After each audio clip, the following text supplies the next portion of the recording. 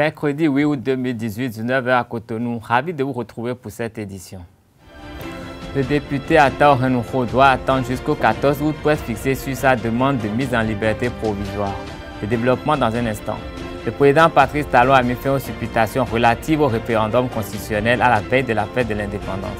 Sa décision suscite des réactions. À suivre dans cette édition, le commentaire du député membre du bloc de la majorité parlementaire BMP, Gérard Gbenochi. Le Bénin a intégré le Gotha des nations championnes d'Afrique d'athlétisme ce dimanche grâce à Odile Afwanwanou. Nous irons à la découverte de cette star des pistes d'athlétisme africaines dans cette édition.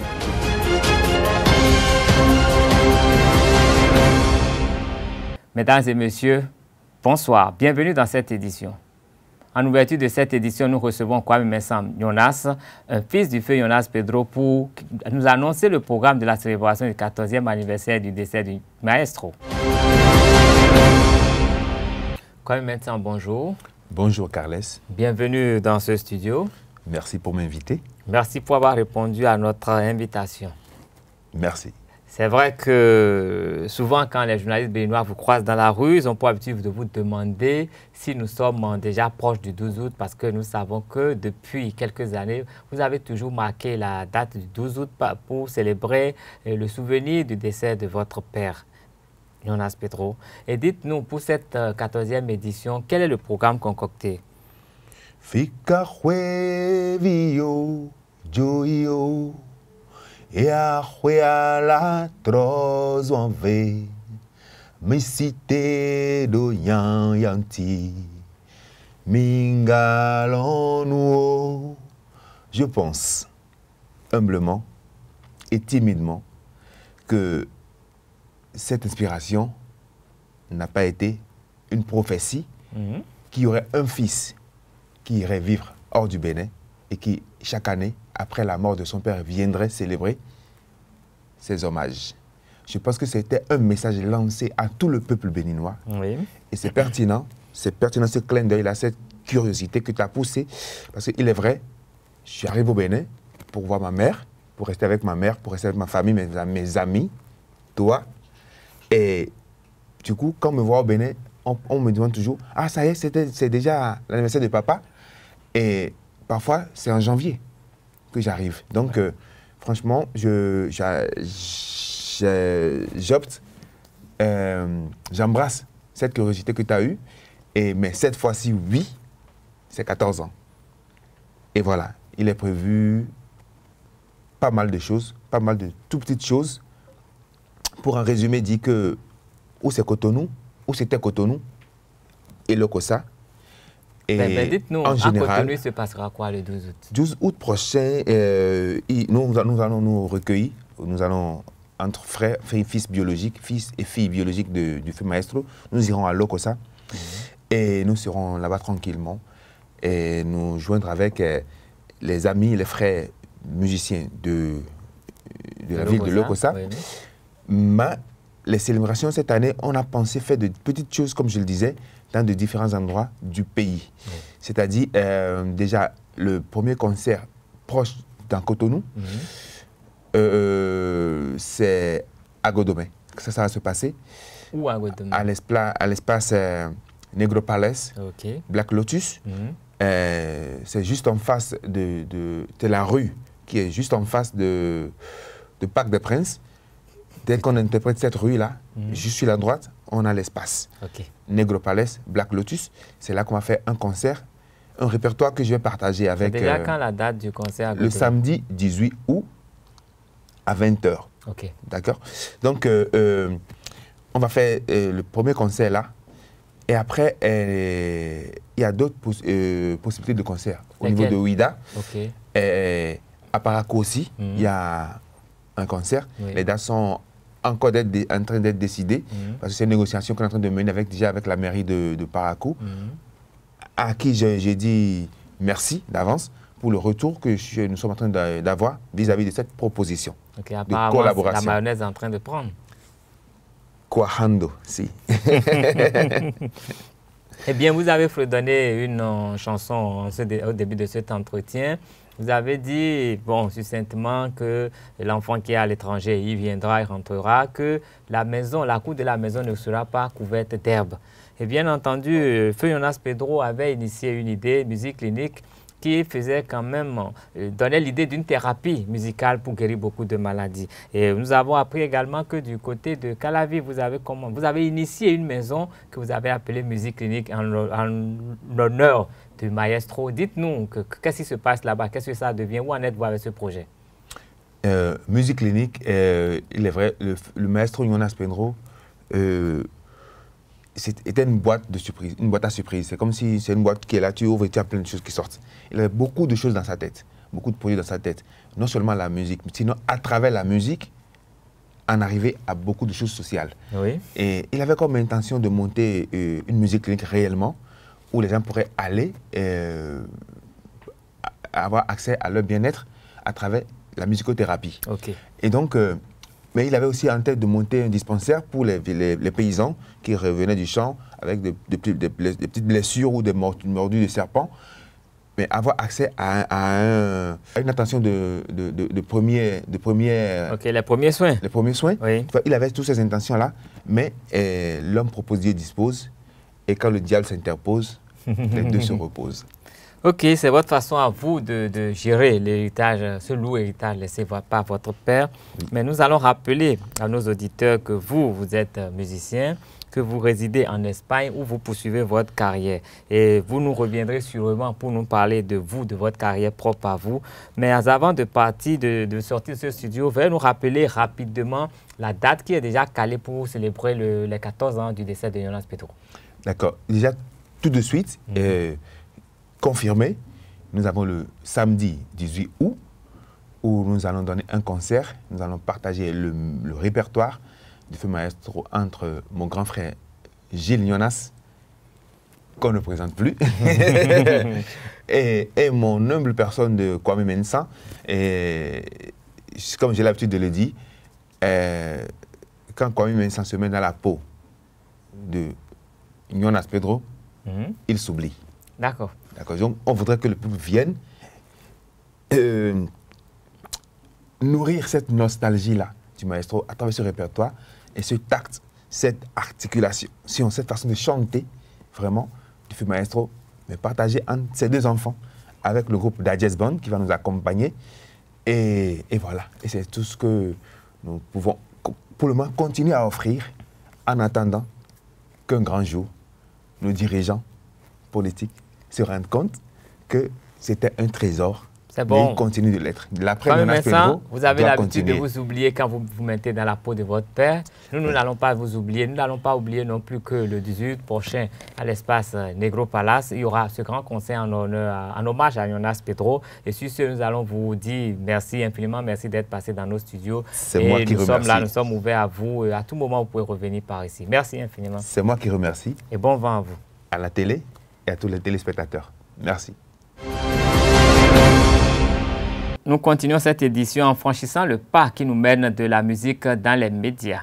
Bientôt le 200e numéro des rencontres hebdomadaires du Club Presse Café Média Plus. Quel contenu pour ce numéro spécial et quelle activité pour marquer l'événement? Le coordonnateur Hervé Prudent Ressou nous dévoile le programme au micro de Abdelkader Achirou. Nous avons prévu un certain nombre d'activités pour la célébration du numéro 200 de Café Média Plus qui se passeront à la fin de ce mois d'août, les 30 et 31 août et le 1er septembre. Alors, 200 numéros, ça fait pratiquement 4 ans d'activité. Et après 4 ans d'activité, vous savez que si c'était un bébé, le bébé aurait déjà commencé par marcher plutôt. Et ce bébé, s'apprêterait déjà à commencer la classe de CI au Bénin. Donc, nous avons travaillé à améliorer les choses. Et à cette occasion, nous avons proposé, comme par le passé, l'année dernière notamment, une activité sociale, c'est-à-dire que nous allons rendre visite à une maison d'orphelinat ou bien un centre psychiatrique. Ça va arriver le jeudi 30 avec un communiqué qui est en train de passer actuellement qui demande aux sympathisants de Café Média Plus et également à tout public de venir déposer quelques vis-à-vis qu'ils ont, quelques vivres, quelques kilos de maïs, de riz, 2 ou 3 litres d'huile pour que nous rassemblions tout ceci et nous le convoyions vers l'un de ces deux centres le jeudi 30. Et le vendredi 31 notamment, il y aura le numéro spécial 200 qui va constituer un grand café, c'est-à-dire qu'il y aura plusieurs grands panels. On n'a pas encore défini notamment totalement les thèmes, mais les thèmes, vous savez, à Café Média Plus évoluent selon l'actualité. Donc d'ici quelques semaines, je crois 2 semaines au plus tard, les thèmes vont sortir. Mais retenez qu'il y aura trois grands panels avec de grands invités, une douzaine d'invités dans ces panels pour décortiquer l'actualité, pour faire ce que vous savez, pour montrer que Café Média fait au-delà de ce qu'il fait hebdomadairement. Et donc après tout ceci, nous allons passer à une phase ludique, c'est-à-dire qu'on a proposé des jeux. Le samedi matin, par exemple, on aura une compétition de Scrabble qui va mettre en scène des membres de Café Média Plus, des professionnels des médias et les sympathisants de Café Média Plus qui se seront inscrits sur la liste qui circule actuellement. Donc, si vous êtes intéressé, vous pouvez toujours vous faire inscrire. Et aussi, nous avons un autre jeu qu'on appelle un jeu de pitch. C'est un jeu d'art oratoire qui il s'agira aux candidats de nous développer un sujet en 3 minutes et de le dire en speech devant un jury. Et tout ceci sera couronné le soir par une soirée qu'on annonce un peu pour résumer la célébration, c'est-à-dire que c'est une soirée au cours de laquelle on va récompenser les lauréats des différents jeux qu'on aurait organisés. C'est une soirée au cours de laquelle on va distinguer nos différents invités depuis le numéro 150 à ce numéro 200. C'est une soirée au cours de laquelle on va lancer le site internet de Café Média Plus. C'est une soirée au cours de laquelle on va également projeter un visuel sur qu'est-ce que c'est Café Média Plus, une production réalisée par un de nos membre qui est régulier, qui est allé faire une formation dans une école de la place par le biais de Café Média Plus. Et donc voilà un peu ce qui est prévu pour le moment. Tout ceci peut changer, mais en s'améliorant, parce que on est parti d'une base donnée par rapport à l'année dernière, donc on ne voudrait pas descendre de là. Donc je pense que s'il y a un changement à venir, ça serait pour améliorer ce qui est déjà proposé. Ataho Henouko sera à nouveau devant le juge Adolphe Azor le 14 août. C'est la décision du juge au thème de l'audience du mardi 7 août. Une décision consécutive à celle de juillet qui avait suscité moult commentaires compte tenu du dernier vote à l'Assemblée nationale, vote au cours duquel la procuration de Ataho Henouko avait été acceptée. D'aucuns pensaient que le fait d'avoir permis au bloc de la majorité parlementaire d'obtenir le quitus de la plénière pour l'étude de la proposition de loi portant amendement de la Constitution équivaudrait à sa mise en liberté. À la surprise générale et en prenant le contre-pied de ses détracteurs, le président Patrice Talon a déclaré qu'il renonce à l'organisation d'un référendum pour une révision de la Constitution de décembre 1990. Déclaration faite au cours de l'émission télévisée à cœur ouvert, enregistrée avec 4 confrères journalistes de la place, à la veille du 1er août 2018. Il estime que convoquer le corps électoral, rien que pour ces 4 points, ne serait pas en phase avec sa vision de rationalisation des ressources publiques. À la suite de cette affirmation, Esaü TV s'est rapproché du député du bloc de la majorité parlementaire pour s'enquérir de l'observation qu'il fait de cette déclaration. On écoute Gérard Benonchi avec Abdelkader Achirou. La phase parlementaire n'a pas prospéré. Il est vrai que nous avions franchi l'étape de la prise en compte de cette proposition d'amendement, à savoir le vote des 3/4. C'est au niveau des 4/5 que nous avons trébuché.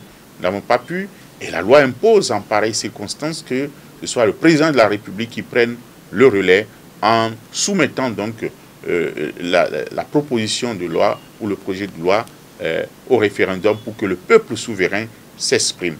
Nous du MMP qui avions soutenu, soit les initiateurs, soit ceux qui ont soutenu cette proposition, nous étions dans la logique que le processus continua. Alors, pas tous du BMP. Il est vrai qu'à l'intérieur, il y a certains qui n'étaient pas pour, mais la majorité était pour que le processus continue. Nous n'avions pas la main pour la suite. Seul le chef de l'État qui a ses prérogatives. Vous l'avez écouté, dans son discours, il a dit, il a décidé de ne pas faire usage de cette prérogative que lui confère la loi de soumettre cette question à référendum. Et les raisons, nous avons discuté avec lui, il en a évoqué. Il dit qu'il a ancré donc sa gouvernance sur la base de la rationalisation des dépenses publiques. Nous avons les législatives qui pointent à l'horizon. Un référendum coûte cher. Aller engloutir encore des milliards pour consulter le peuple sur ces questions mineures qui auraient pu se régler à l'Assemblée nationale. Et le chef de l'État était en phase avec nous sur ces points qu'il aurait souhaité voir réglés au niveau de l'Assemblée nationale par voie parlementaire. Et l'a regretté. Il l'a regretté et par la suite il dit, mis ensemble tous les facteurs qu'il a évoqués, il n'a pas jugé que le recours au référendum soit une priorité. Donc il a fait le choix de ne pas aller au référendum. Et nous l'avons compris et nous l'accompagnons. Parce que notre rôle au BMP, c'est d'accompagner le chef de l'État pour réussir sa mission. Lui qui est sur la cagnotte, qui est sur les ressources publiques, qui est sur la marmite, a constaté, n'a pas voulu donc gaspiller des ressources inutilement pour aller consulter le peuple sur des questions mineures. Nous l'avons compris et il a regretté. Donc cette question est oubliée et disons, la lutte continue. Appelé Wangachi au nord du Bénin, le fromage local est un aliment riche en protéines dérivé du lait provenant des régions septentrionales du Bénin. Il est utilisé en assaisonnement dans les sauces. Son prix connaît des fluctuations selon les saisons. Un tour au marché d'Antokpa nous plonge dans l'univers du Wangachi. Le fromage à base de lait de vache, communément appelé Wagashi au Bénin, est un produit très aimé par les consommateurs béninois. Pour satisfaire la clientèle, les vendeurs du grand marché d'Antokpa s'approvisionnent dans diverses régions du pays. Le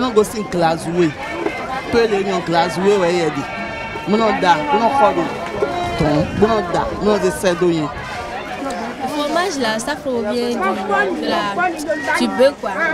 Donc ça dépend de son pays. Il y a pour Bassa, pour Parakou, et Bamouya aussi. Afin d'éviter la putréfaction du fromage, ces vendeuses adoptent des méthodes précises. Et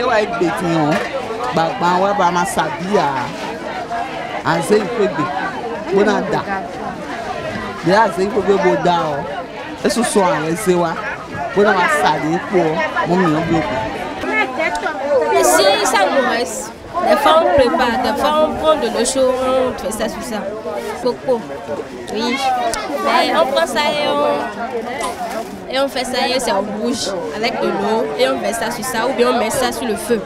Et si ça c'est bien, c'est chaud et on met ça sur ça.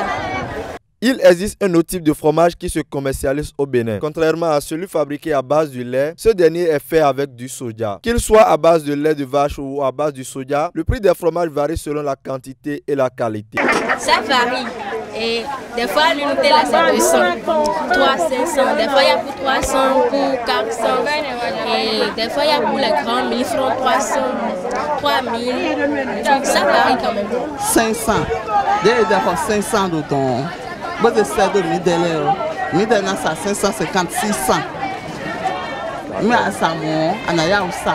À mon nom, à tout quoi dire, si ça non, le fromage au Calaïo, on a gagné. Les fidèles consommateurs n'ont aucun mal à les distinguer et à choisir en fonction de leurs préférences. Nous, c'est à tant qu'on a une différence de nous. Et nous, l'idée nous gosse tout le monde, on lève un wawa. Et nous, à comme ton nom dans la couleur près des deux. Un photo de baïdi avec blotti de mer d'agua calé. Et il bosse à l'eau et l'eau d'agua. Il faut il a son diable là. Le fromage, sous diverses formes, circule dans les marchés béninois et à chacun son prix. Dans un monde où la concurrence est rude et les risques liés à la consommation de certains produits perdurent, il revient donc aux clients d'exiger la qualité car seule la qualité fait la différence. Plein feu dans la page sport de cette édition sur la béninoise championne d'Afrique d'heptathlon Odile Arwanwanou. Elle vient d'inscrire le nom du Bénin dans les annales du sport africain en lui offrant sa première médaille d'or en championnat d'Afrique. Âgée de 27 ans, Odile Aranwanou est un nouvel espoir du sport béninois. Qui donc est cet athlète venu du Nati Tengu et qui brille sur les pistes d'athlétisme? Élément de réponse dans ce portrait signé Larios Adjagweno. Odile Aranwanou, athlète international spécialiste de l'heptathlon, a inscrit le Bénin dans le cercle très serré des pays champions d'Afrique d'athlétisme le dimanche 5 août 2018 à Asaba au Nigeria. Depuis son exploit, tout un peuple la célèbre à l'unisson. Avec la rage de réussir, elle a crevé le plafond. Cette victoire est le fruit de plus d'une décennie de travail colossal où elle conjugue au quotidien la persévérance, l'abnégation, la détermination et la foi. Âgée de 27 ans, la toute nouvelle championne d'Afrique d'heptathlon a fait ses premières armes dans une compétition internationale en 2012 au championnat d'Afrique à Porto-Novo. Elle termine à la 6e place du concours de l'heptathlon avec 4 983 points, battant le record du Bénin au 100 mètres haies grâce à un chrono de 14 secondes 89 tiers.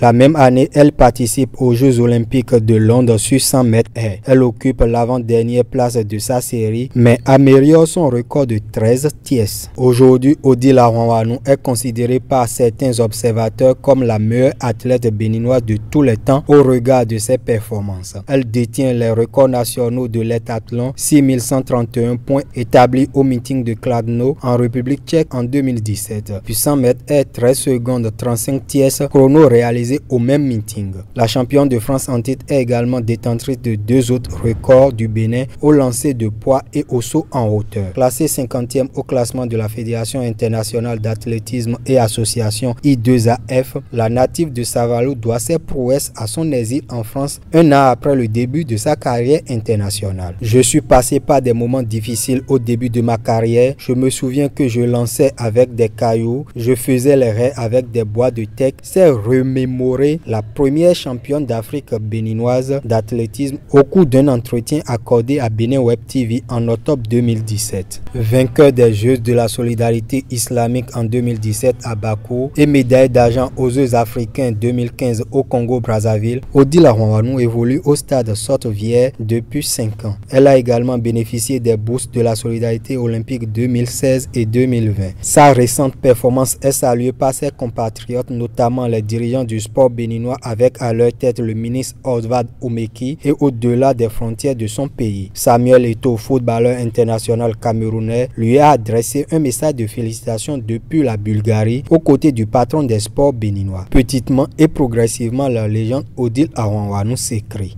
C'est sur cette page sportive que se referme cette édition. Merci de rester fidèle à Zayo TV.